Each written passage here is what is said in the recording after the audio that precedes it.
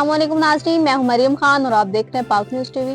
खबर शामिल करते हैं लाहौर से। हमारे नुमाइंदा मोहम्मद अजीम की रिपोर्ट के मुताबिक बानी पीटीआई की बहन अलीमा खान ने कहा है कि हुकूमत ने बैरिस्टर गौहर को कहा था कि संगजानी में बैठ जाएं, बानी पीटीआई को रिहा कर देंगे।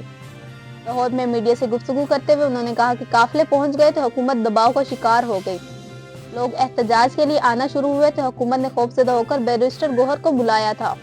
इन्होंने कहा कि हुकूमत ने दबाव में आकर बैरिस्टर गौहर को बानी पीटीआई से मुलाकात के लिए जेल भिजवाया। हुकूमत ने कहा था कि बानी पीटीआई को 20 दिन के अंदर रिहा कर दिया जाएगा।